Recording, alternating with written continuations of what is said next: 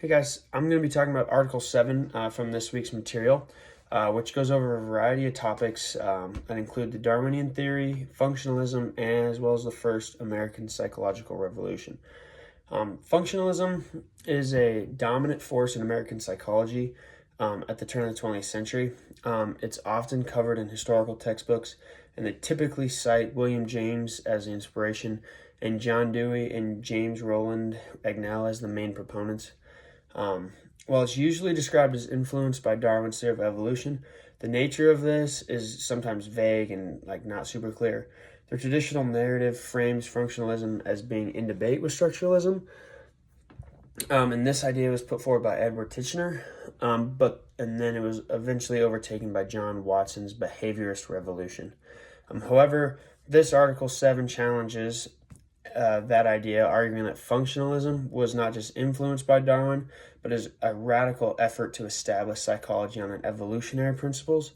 And this is done by rejecting elements of the Wunsian psychology. Functionalism dominated American psychology from 1890s until after World War I, whereas structuralism remained largely smaller, just in Titchener's ideas up until that time. The perception of a strong functionalism-structuralism debate is largely shaped by Titchener's student E.G. Boring's textbook that he wrote.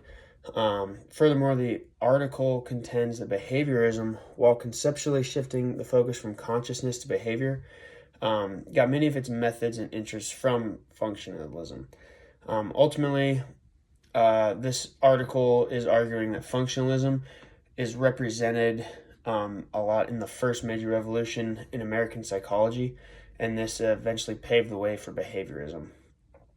Another idea that was talked about in Article 7 is the Metaphysical Club, which William James joined in 1872, it was just kind of an informal group of intellectuals that got together in Cambridge, Massachusetts, and these included Oliver Wendell Holmes and Charles Sanders Peirce, and they kind of got together to develop the foundations of philosophical pragmatism. The group was led by Chauncey Wright, an evolution and critic of Alfred Russel Wallace's views on natural selection, and whose ideas were deeply influenced by James.